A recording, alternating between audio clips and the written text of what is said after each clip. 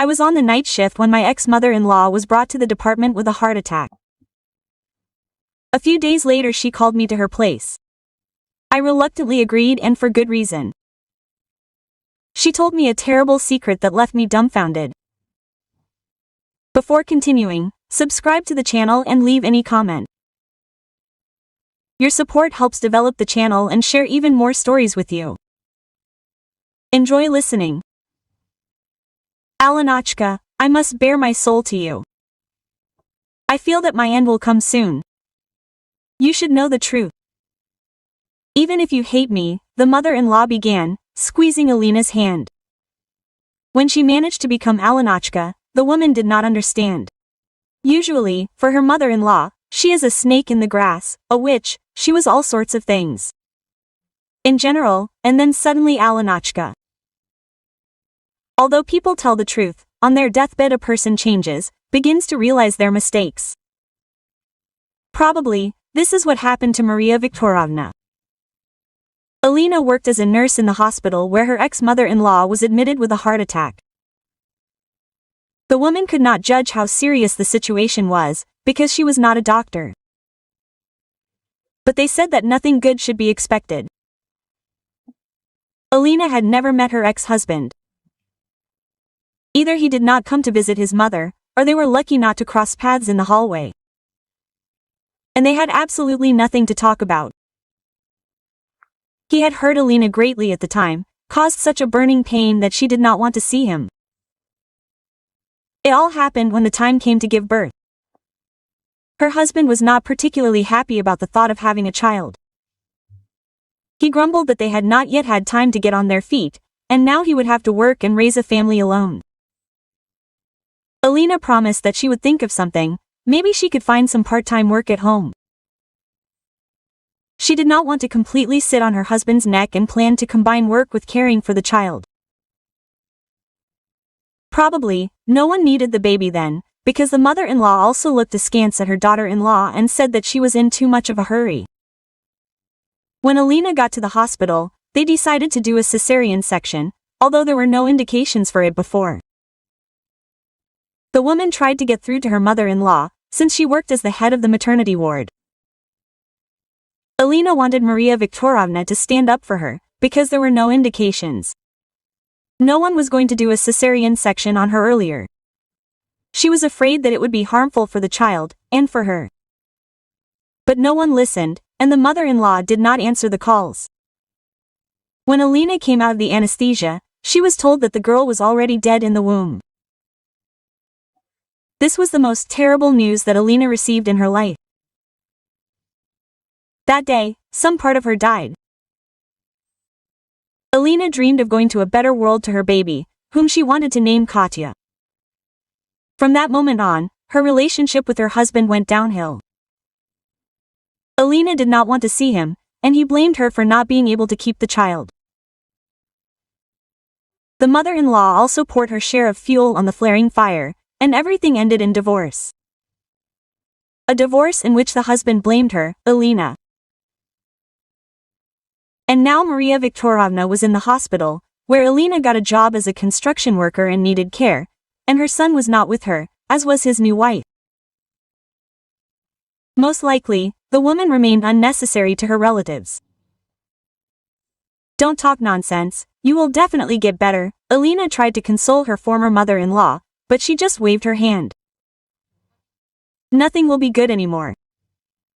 You understand this, but you are a good woman. It's a pity that I did not immediately see this and supported my son when he decided to break up with you. You should know, Alenachka, that they did a cesarean section on you for a reason. My heart sank.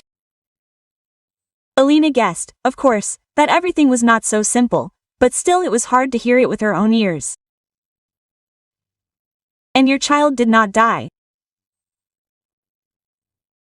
They replaced him with a stillborn, and your child, my granddaughter, your daughter, was given up for adoption to a rich family. The whistling in her ears began so loudly that she wanted to scream. Her legs instantly weakened, and Alina stayed on them with great difficulty. She looked at her mother-in-law and saw not a feeble, weakened woman, but a monster. A real monster that made her suffer, deprived her of happiness. Why? Alina asked in a dull voice. Andrejka did not want children. You knew, he had not yet gotten on his own feet, he gave great hope. Yes, you probably know that he has achieved a lot now. A child would have hindered him. He was afraid that you would start demanding alimony if you decided to get a divorce, that you would get on his nerves. And he needed to get to work. He persuaded me to get rid of the child, to give her away and convince you that he died, baby. Think about it yourself. I was ready to do anything for my son. If only he would become successful. But it's scary to look death in the eye and go to another world with such a burden. Will you be able to forgive me for this guilt? How could you? Alina whispered. She didn't know what to do, how to act, what to say.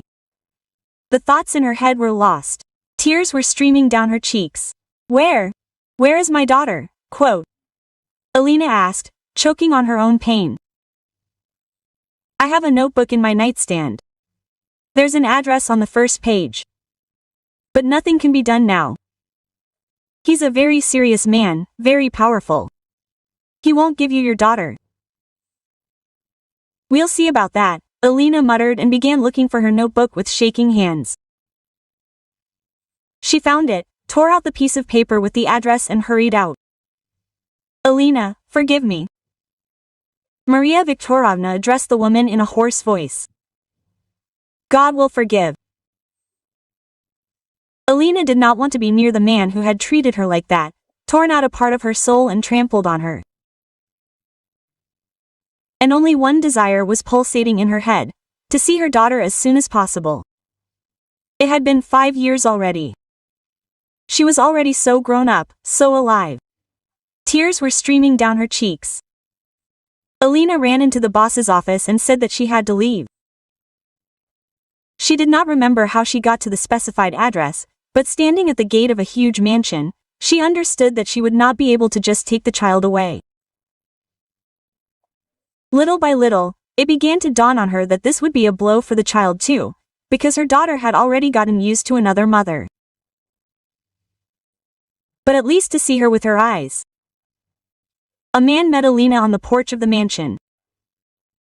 He was handsome, but there was emptiness in his gaze. Children's singing was heard somewhere from the courtyard, and her heart was breaking. I was drawn there, to my daughter. Did you come to get a job as a nanny? The man asked. Moей? Alina asked again, looking in the direction where the child's voice was coming from. Really? The stranger was surprised. Sergey? Alina asked, and the man nodded. I didn't come to get a job as a nanny, I came for my daughter. Sergey instantly turned pale. The muscles in his face began to move. He looked at Alina as if he wanted to crush her, but she was not going to back down. This is not an easy story. Listen to me, I beg you. Alina began to cry and tell the man about what had happened to her.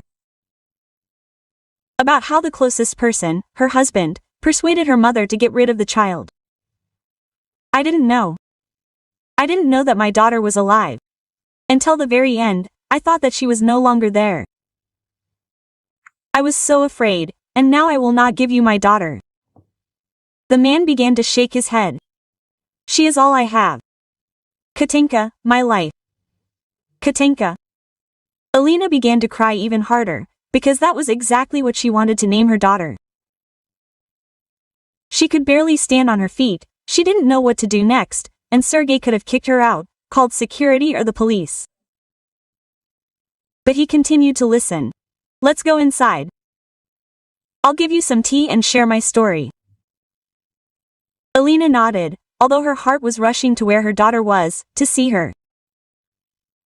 Once inside the house, Alina sadly realized that she wouldn't be able to give her daughter the same luxury. She couldn't give her everything she had now. Would the little girl be happy with her in her shabby one-room apartment?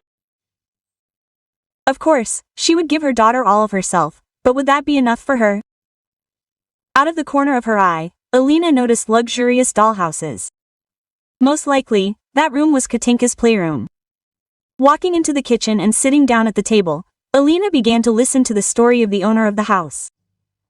My wife was infertile. We dreamed of a child. And then we got a call from the maternity hospital and they said there was a healthy girl whose mother had abandoned her. We didn't even think about it. We immediately started filling out the paperwork, and our house was filled with happiness. We became parents. When Katya was 3, my wife died. A heart attack. It was a bolt from the blue. The loss of all losses. I still have a hard time comprehending it, even though 2.5 years have passed. And Katya keeps asking when her mommy will return to her from heaven. It's very painful. She's waiting for her mom, but not for you. Her heart was cutting, tearing it to shreds.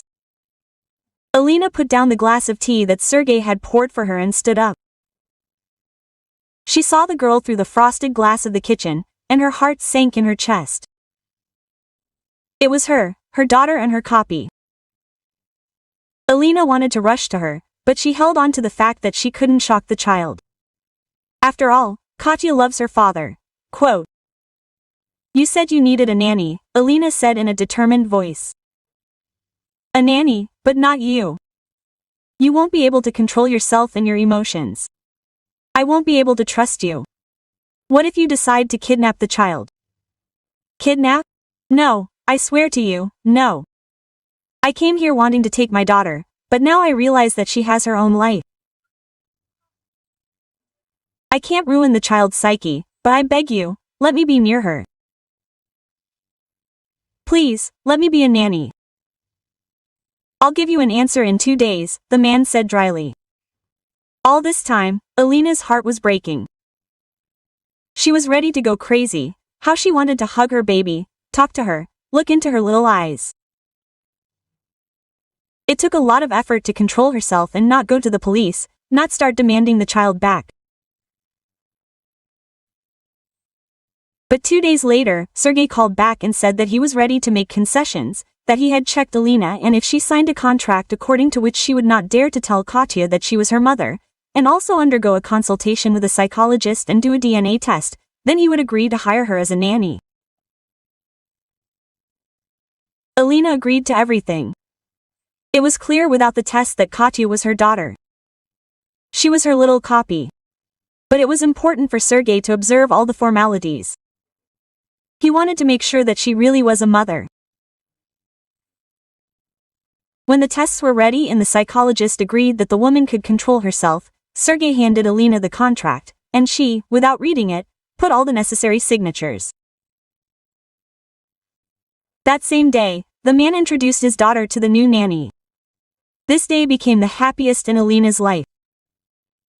At first, the man allowed her to work 2 days on, 2 days off, and a month later he insisted that Alina quit the hospital and move in with them. "You will constantly take care of Katya. She likes you very much," he said. Alina didn't even want to take payment for the nanny's work, but Sergei insisted and constantly referred to the contract. She cleaned the house, cooked breakfast, lunch and dinner, did the laundry and spent a lot of time with Katya.